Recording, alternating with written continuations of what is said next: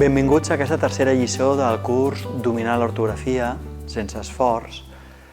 En aquesta lliçó ens explicarem què és el que fan els alumnes, les alumnes que tenen dificultats ortogràfiques. Amb la lliçó anterior havíem dit que les persones que tenen bona ortografia el que fan és que veuen les lletres de les paraules al seu cap. I la pregunta és, i què fan els que tenen mala ortografia? Els que tenen mala ortografia bàsicament segueixen tres estratègies errònies diferents, tres processos mentals diferents. Procés mental 1, que porta al desastre absolut, és un procés mental o una estratègia auditiva. Què és una estratègia auditiva aplicada a l'ortografia? Bàsicament són nens i nenes que quan pensen en escriure una paraula només pensen en decodificar-la fonèticament. És a dir, l'escriuen i per comprovar que està ben escrita, la llegeixen i esperen que soni, que el so sigui exactament el que ells estaven esperant. Quan el so encaixa amb el que ells escolten, la donen per bona. Però és evident i és obvi que una estratègia auditiva en català és clarament suïcida, perquè el català té una multitud de sons que poden dur a engany a nivell auditiu, per exemple, vocals àtones o, per exemple, lletres que no sonen com la H o certes R's, o podem confondre la C amb la S doble, o podem confondre la C trencada, o podem, etc, etc, etc. Tots els nens i totes les nenes que tenen estratègies auditives necessàriament fracassen.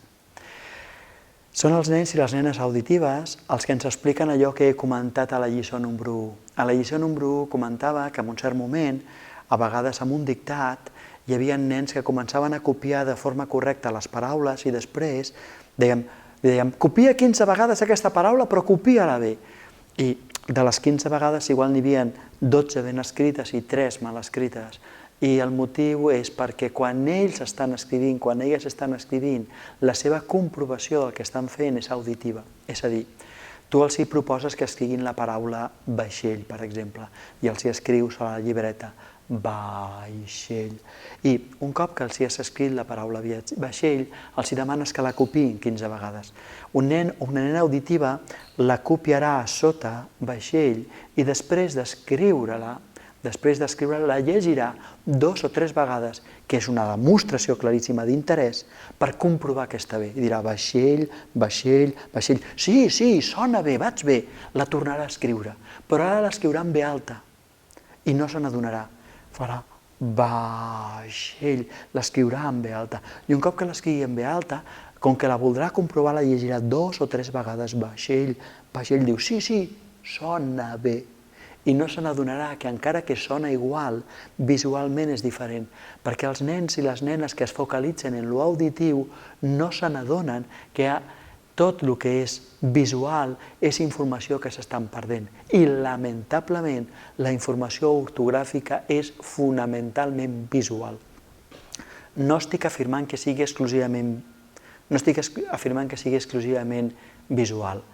Hi ha una base que és auditiva. És a dir, els nens i les nenes han de ser capaços de vocalitzar i de discriminar els diferents fonemes, però un cop que això ho fan, han de fer un salt a veure les paraules. I si no fan el salt a veure les paraules, no podran dominar l'ortografia, perquè l'ortografia bàsicament és visual. Molt bé, en aquest moment jo crec que han entès que hi ha un grup d'alumnes de la seva classe que són auditius. Aquests alumnes tindran bones notes, per exemple, en temes de l'estil de orals, discursos orals, aprendre's poemes de memòria, seran molt bons quan fan explicacions, també poden ser persones molt creatives en redaccions, però en ortografia seran bàsicament un desastre. El segon tipus d'alumnat que tenim a les aules que escriu malament són alumnes que segueixen una estratègia sinestèsica. Què vol dir una estratègia sinestèsica? Una estratègia sinestèsica vol dir que es relacionen amb l'ortografia a partir de les sensacions, a partir del cos, de la corporalitat.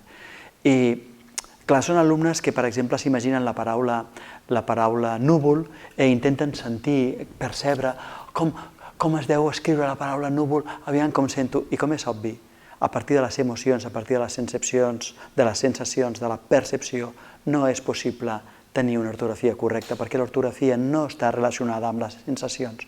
Aquesta és una estratègia fantàstica per escriure uns poemes meravellosos. I és una estratègia meravellosa i extraordinària per tenir un 10 a educació física, perquè tots els nens i les nenes que es relacionen amb el món a partir de l'estratègia cinestèsica acostumen a ser nens i nenes que el que volen és tocar, fer, moure's, perquè a partir del moviment s'estan relacionant amb el coneixement. Però l'ortografia no es construeix a partir del moviment, sinó a partir d'una imatge determinada que és invariable, una imatge determinada que marca el diccionari i no passa el moviment de la persona. Per la qual cosa, si les primeres persones eren les persones amb estratègia auditiva, les segones són amb estratègia corporal o cinestèsica. Mentre continuïn amb aquestes estratègies, aquestes persones suspendran sempre. No importa que els matem a fer quadernets, no importa que els hi fem centenars de dictats, no importa. Cap activitat funcionarà. Per què? Perquè quan entra l'activitat arriba a passar per un procés mental que porta directament al fracàs. I això significa que nosaltres hem de canviar el procés mental. Però hi ha un tercer grup d'alumnes,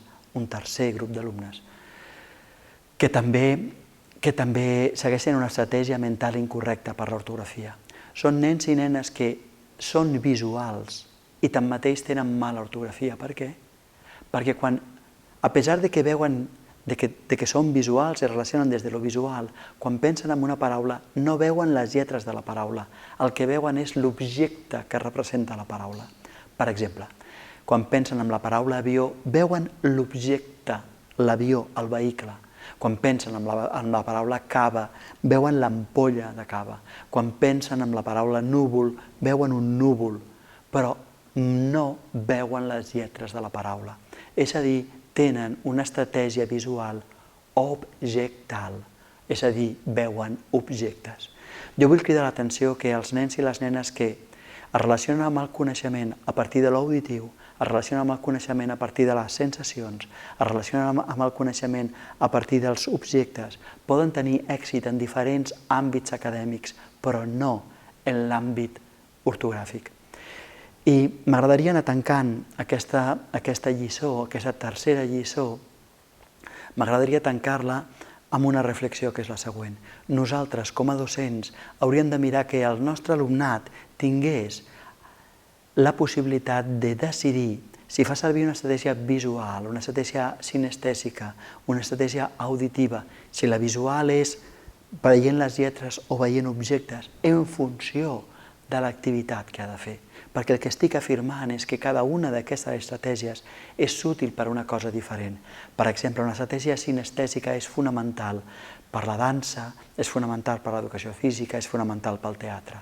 Però una estratègia auditiva és fonamental, per exemple, per quan fem poemes, per quan fem expressió oral, però una estratègia cinestèsica és fonamental també, ja ho deia, per l'educació física i per la dansa, això ja ho he dit, i una estratègia visual recordada amb objectes és fonamental per la plàstica, és a dir, ojalà, en aquest vídeo nosaltres només explicarem com s'aplica a l'ortografia, però m'agradaria obrir aquí un dubte i tant de bo les persones que ens estan escoltant se n'adonessin que una de les missions del professorat és ampliar els recursos mentals que l'alumnat té i poguessin animar l'alumnat a fer servir l'àmbit auditiu, l'àmbit visual, l'àmbit cinestèsic en el moment adequat. Però, com jo dic, com els deia fa un moment, en aquest vídeo només abordarem com fer-ho per aplicar-ho a l'ortografia. Molt bé, aquesta lliçó l'únic que volia donar-los a entendre és que hi ha 3 grans grups d'alumnes que escriuen malament i volia que entenguessin que el motiu pel qual s'entenen malament o escriuen malament i tenen mala ortografia bàsicament és perquè no tenen un procés mental adequat. Conclusió, nosaltres com a profes hem d'ensenyar un procés mental diferent, però això no ho explicarem ara, sinó en el proper capítol, en la propera lliçó. Gràcies per la vostra atenció i us convido a mirar els PDFs que hi ha, aprofundir i acabar de captar i entendre el que aquesta tercera lliçó explicava.